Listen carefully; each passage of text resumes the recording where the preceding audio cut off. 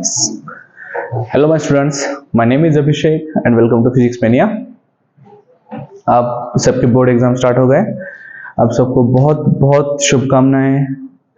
आप बहुत अच्छे से पेपर लिखिए, बहुत अच्छे मार्क्स लेके आइए। अपना ध्यान रखिए, ज़्यादा स्ट्रेस मत लीजिए, बस अच्छे से स्टडी करिए और अच्छे मार्क्स लेके आइए, ठीक है।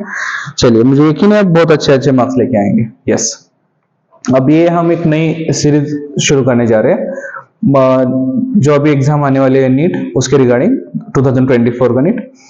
अब जो नीट ने लास्ट कुछ साल में लास्ट नियर अबाउट 3-4 इयर्स जिन टॉपिक के हिसाब से, जैसे अगर हमने फर्स्ट टॉपिक लिया यूनिट्स ऑफ मेजरमेंट्स,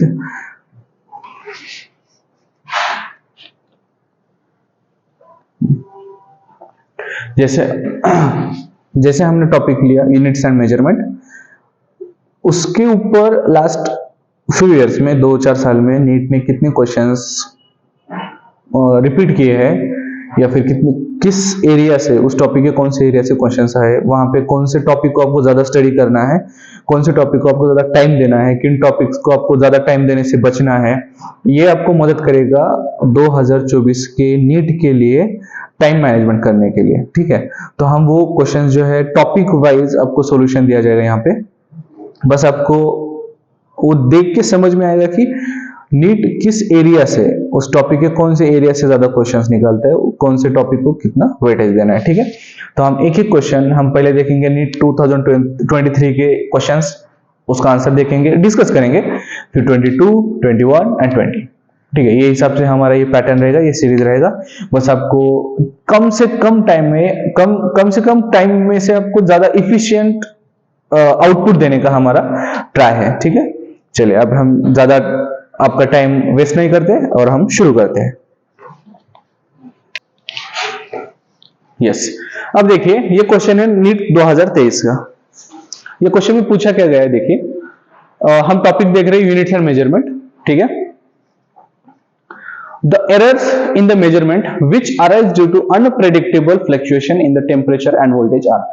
अब देखिए पूछा क्या गया है कि टेम्परेचर और वोल्टेज को मेजरमेंट करते वक्त अनप्रेडिक्टेबल फ्लक्चुएशन की वजह से जो एरर आते हैं उसे हम क्या कहेंगे। एक ऑप्शन ए दिया गया है least count error, option B है रैंडम एरर, ऑप्शन सी है instrumental error and option D है पर्सनल एरर। ऑप्शन डी क्या है? पर्सनल एरर है, ठीक है। अब हमको इन चारों की डेफिनेशन पता होनी चाहिए। लिस्ट काउंट एरर क्या होते हैं? लिस्ट काउंट एरर होते हैं लिस्ट काउंट के वजह से। लिस्ट काउंट एरर क्या होते हैं? लिस्ट काउंट की वजह से। यहां पे आया क्या है? Unpredictable fluctuations. क्या है? Unpredictable fluctuations. हमें पता नहीं है क्या फ्लक्चुएशन हुआ है या फिर क्या रीजन क्या है उसका, ठीक है। अब रैंडम एरर, रैंडम एरर ये क्या होते हैं? ये एरर होते हैं अननोन। ये एरर क्या होते हैं? ये अननोन एरर होते हैं और इररेगुलर होते हैं ये errors. Random errors are unknown and irregular. अब ऑप्शन सी की तरफ बढ़ते हैं। ऑप्शन सी क्या है? Instrumental error. इंस्ट्रूमेंटल एरर क्या होते हैं? अगर समझो इंस्ट्रूमेंट का डिजाइन कुछ गड़बड़ है, इंस्ट्रूमेंट का डिजाइन परफेक्ट नहीं है, तो मेजरमेंट लेते वक्त उसमें जो एरर आएगा उसे हम क्या कहते हैं? Instrumental error. ये क्वेश्चन ये इंस्ट्रूमेंट के साथ ही रहेगा, ठीक है। और ये होता है पर्सनल एरर। पर्सनल एरर में क्या होता है? पर्सनल में जो समझे अगर पर्सनल एरर में क्या होता है? जो ऑब्जर्वर है, ऑब्जर्वर जब मेजर करते वक्त उसके रीडिंग से कुछ समझो, यस, ऑप्शन डी है पर्सनल एरर। और पर्सनल एरर क्या होता है कि जो ऑब्जर्वर होता है उसके वजह से एरर होता है। उसके अगर समझे वो मेजर करते वक्त उसमें रीडिंग्स लेते वक्त कुछ थोड़ा सा रीडिंग्स आगे पीछे हो गए, तो वो एरर क्या होता है? पर्सनल एरर होता है, वो ऑब्जर्वर का एरर होता है। तो यहां पे ज्यादा हम किससे रिलेट कर सकते हैं? रैंडम एरर के साथ। क्यों? क्योंकि ये एरर है अननोन और इररेगुलर ले आते हैं, और इन एरर को पूरी तरह से निकालना मुश्किल होता है, बहुत मुश्किल होता है और पॉसिबल नहीं होता है। तो ऑप्शन हमारा क्या करेक्ट रहेगा? Random error. ये ऑप्शन क्या रहेगा? Random error. यस, कार्य नहीं हा कुठल्या बघायचं होतं बस.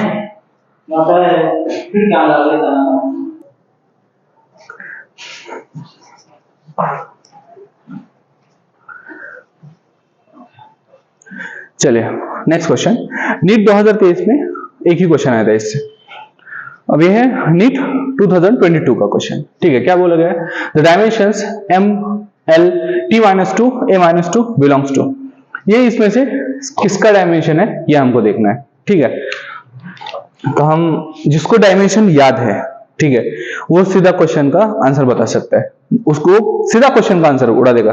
ठीक है, अभी मैग्नेटिक परमेबिलिटी ऑप्शन एक है, ऑप्शन ए है मैग्नेटिक परमेबिलिटी, ऑप्शन बी है इलेक्ट्रिक परमिटिविटी, ऑप्शन सी है magnetic flux and option D है सेल्फ इंडक्टेंस। ठीक है, ऑप्शन डी है सेल्फ इंडक्टेंस। अब देखिए, जिसको याद है वो सीधा आंसर बताएगा। मैग्नेटिक परमेबिलिटी का डायमेंशंस क्या होते हैं, m1 l1 t-2 a-2, सीधा क्वेश्चन का answer option is a. Option क्या आएगा, ऑप्शन आएगा ए। और मैग्नेटिक परमेबिलिटी को हम डिनोट करते हैं म्यू ए साइन से, म्यू इस साइन से हम इसको डिनोट करते हैं। ठीक है, अब ऑप्शन बी है इलेक्ट्रिक परमिटिविटी। अब इलेक्ट्रिक परमिटिविटी के डायमेंशंस क्या है, हम चारों के डायमेंशन देखेंगे। अगर समझो ऐसा कोई क्वेश्चन आता है तो आपको याद होना चाहिए। ठीक है, इसका आएगा m-1 l-3 T4A2, ये क्या आएगा, इलेक्ट्रिक परमिटिविटी। इलेक्ट्रिक परमिटिविटी का आएगा m-1 l-3 T4A2 आएगा। अब देखिए ऑप्शन सी है मैग्नेटिक फ्लक्स, इसका डायमेंशन क्या होता है, m1 l2 t-2 a-1, क्या होता है, यस, मैग्नेटिक फ्लक्स का क्या होता है, m1 l2 t-2 a-1। ठीक है, सेल्फ, ऑप्शन डी है सेल्फ इंडक्टेंस। सेल्फ इंडक्टेंस का क्या होता है, m1 l2 t-2 and a-2, क्या होता है, m1 l2 t-2 a-2, ये क्या होता है, सेल्फ इंडक्टेंस का। अब इलेक्ट्रिक परमिटिविटी जो होती है, इलेक्ट्रिक परमिटिविटी को हम एप्सिलॉन इस ग्रीक वर्ड से डिनोट करते हैं। ये दिखने में ऐसा होता है, कैसे दिखाते हैं हम, एप्सिलॉन, इसका नाम होता है एप्सिलॉन। मैग्नेटिक फ्लक्स को हम दिखाते हैं फाई से, और सेल्फ इंडक्टेंस को हम दिखाते हैं एल से, सेल्फ इंडक्टेंस को हम दिखाते हैं एल लेटर से। ठीक है, तो ये क्वेश्चन है हमारा नीट 2022 का। और एक question, plane angle and solid angle have, option है option A no units and no dimensions, option B both units and dimensions, option C है unit but no dimensions, option D है dimensions but no units. बताइए, comment कीजिए। Yes, चलिए देखते हैं।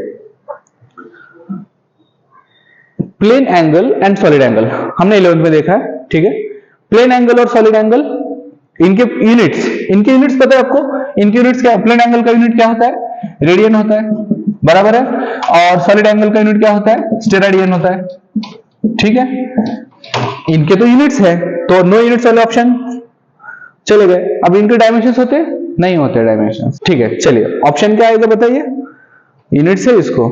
और हम एक बात जानते हैं कि plane angle and solid angle के डायमेंशंस नहीं होते हैं, तो ऑप्शन क्या आएगा, ऑप्शन आएगा सी, इनके यूनिट्स है बट डायमेंशंस इनके नहीं होते। ये हमने 11th में पढ़ा है।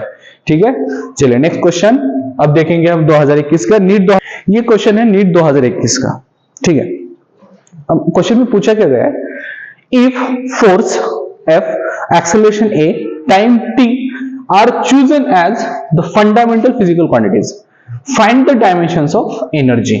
हमें क्या देखना है, एनर्जी के डायमेंशंस हमें फाइंड आउट करना है। तो हम यहाँ पे क्या कैसे करेंगे, हम यूज करेंगे प्रिंसिपल ऑफ होमोजेनिटी। ठीक है, आप सबको पता है। आप वीडियो पॉज कीजिएगा यहाँ पे और कोशिश कीजिए इसको सॉल्व करने की। ठीक है, चलिए हम शुरू करते हैं। एनर्जी के क्या दिया यहाँ पे,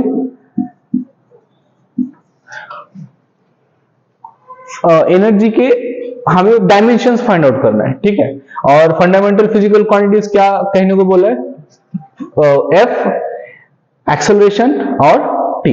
चलो अब हम लिखेंगे energy is equals to F to power ए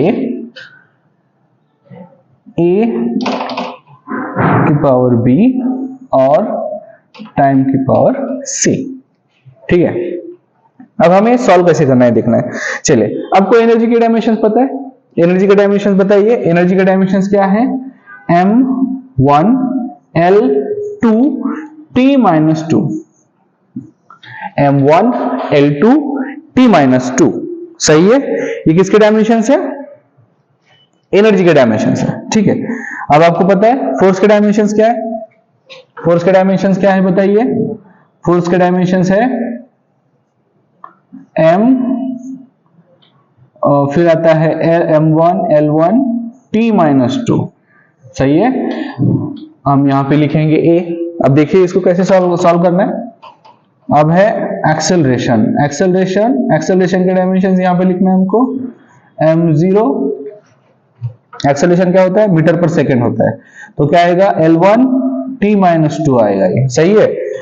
यहां पे लिखेंगे हम b, और ये क्या है, टाइम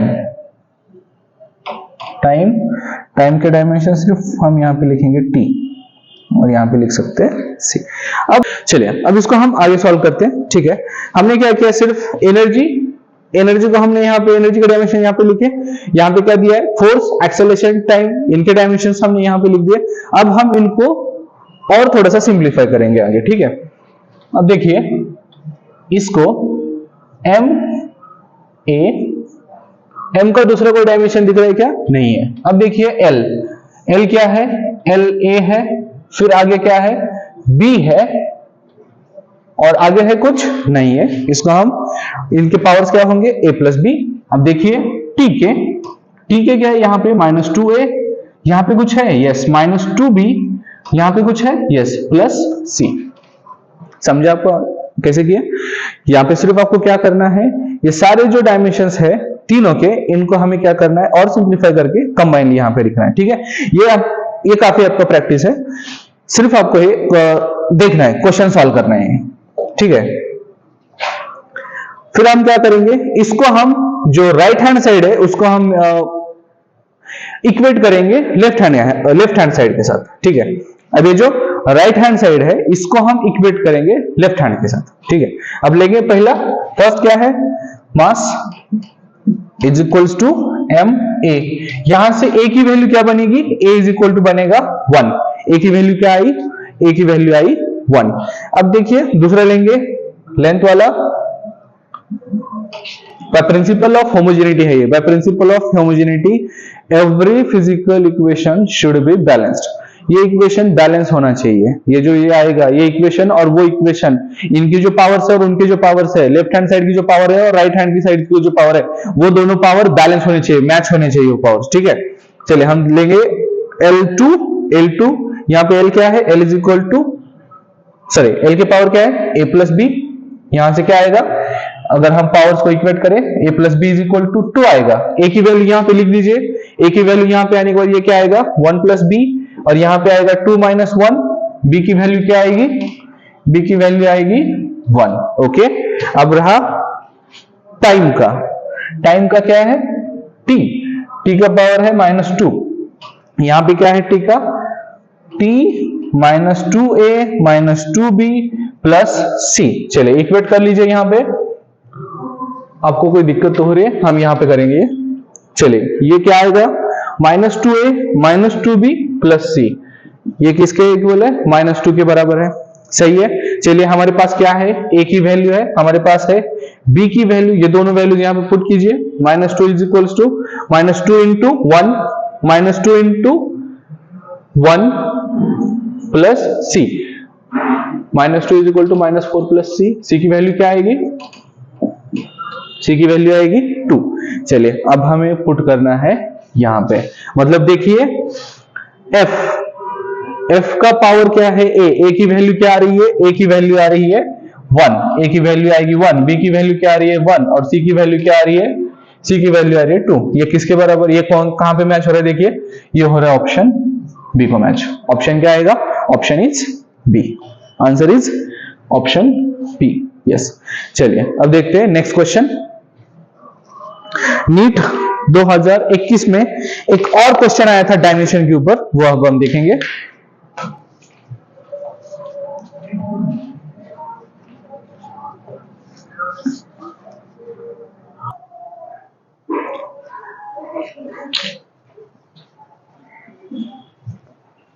चलिए नीट 2021 का और एक क्वेश्चन पूछा गया है, देखिए if E and G respectively denote energy and gravitational constant then E by G has the dimensions of, ठीक है, E को बोला है एनर्जी और G को बोला है ग्रेविटेशनल कांस्टेंट। अगर ये और इनको हमें पूछा क्या गया, E by G का डायमेंशंस पूछा गया, ठीक है। तो हमें पता होना चाहिए एनर्जी के डायमेंशंस और ग्रेविटेशनल कांस्टेंट के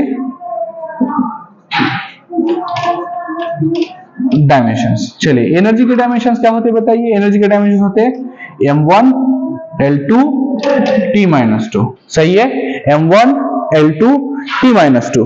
और ग्रेविटेशनल कांस्टेंट के डायमेंशंस क्या होते हैं, m-1 l3 t-2, सही है, m-1 l3 t-2।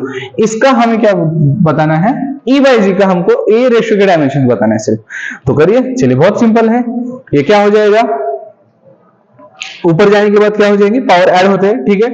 तो A पावर क्या बनेगा, ऊपर जाने के बाद ये नेगेटिव है, नीचे ऊपर जाएगा पॉजिटिव हो जाएगा, m2 बनेगा, ये l3 माइनस जाएगा, ये बनेगा l-1, और t का है, ये t नीचे माइनस में है, ऊपर जाने के बाद क्या हो जाएगा, प्लस हो जाएगा, ये क्या बनेगा t0। तो हमारे E by G के रेशियोज कौन से ऑप्शन से मिल रहे हैं, ऑप्शन एक के साथ मिल रहे हैं, ठीक है, m2 l-1 t0, यस, ठीक है। चलिए नेक्स्ट क्वेश्चन देखेंगे अब हम नीट 2020 का।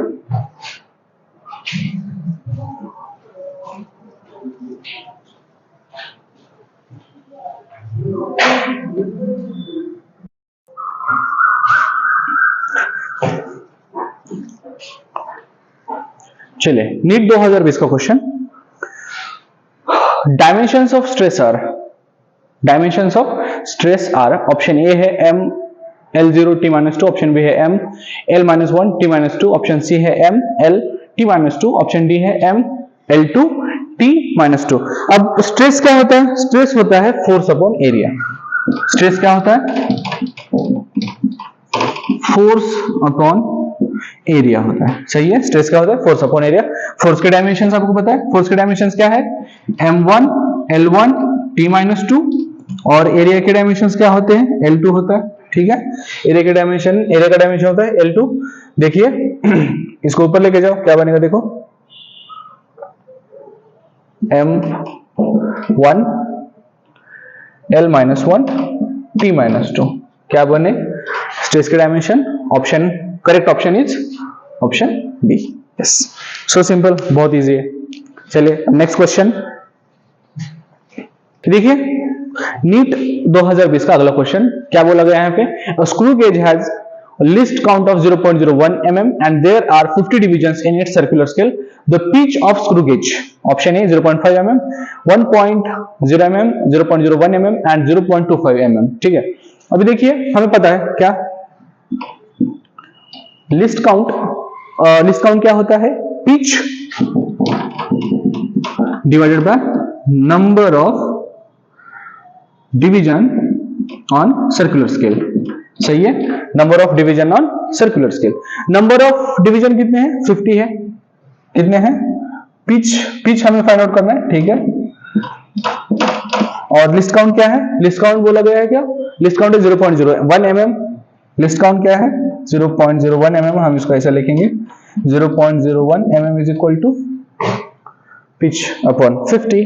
पिच क्या बनेगा, pitch is equals to 0.01 into 50।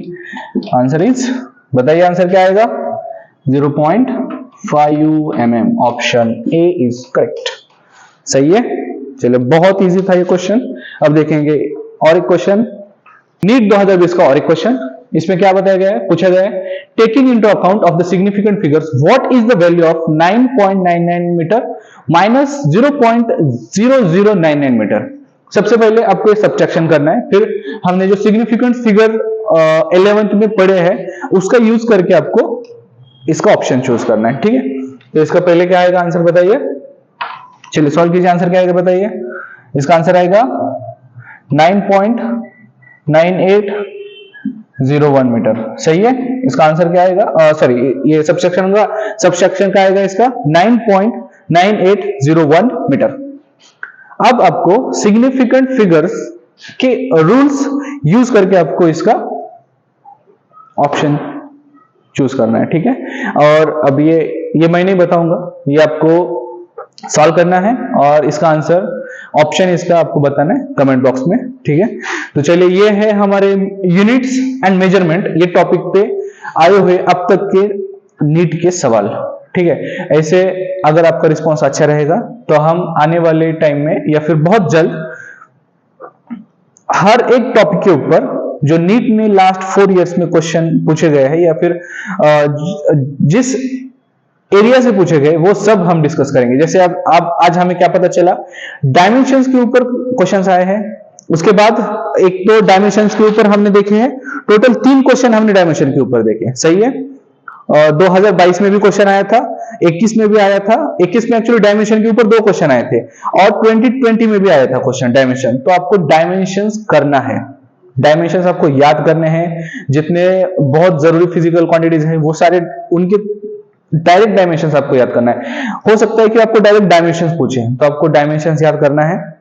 फिर सॉलिड एंगल और प्लेन एंगल के रिलेटेड क्वेश्चन आया था, वो आपको देखना है। उसके बाद स्क्रू गेज, लिस्ट काउंट, इसके ऊपर क्वेश्चन आए हैं। कितने क्वेश्चन आए इसके ऊपर एक ही क्वेश्चन हमें देखने को मिला। और 2023 में भी एक क्वेश्चन, मतलब 2 क्वेश्चन हमें देखे इसमें, लेटेस्ट आए थे क्वेश्चन। तो least count, vernier calliper, screw gauge, इनके ऊपर के जो क्वेश्चन है वो आपको थोड़ा सा देखना है, उनके प्रॉपर्टीज और थोड़ा कैरेक्टरिस्टिक्स पे आपको देखने हैं। तो ठीक है, तो आज हमको काफी कुछ पता चला है कि यूनिट्स ऑफ मेजरमेंट से किस एरिया से क्वेश्चन पूछ सकता है। वो एरिया के ऊपर आपको ज्यादा ध्यान देना है, बाकी का एरिया को थोड़ा सा आपके हिसाब से करिएगा। चलिए ठीक है, चलिए मिलते हैं नेक्स्ट लेक्चर में। Yes, thank you, and like करिए, सब्सक्राइब करिए और अपने फ्रेंड्स को शेयर कीजिए। और बस इतना ही।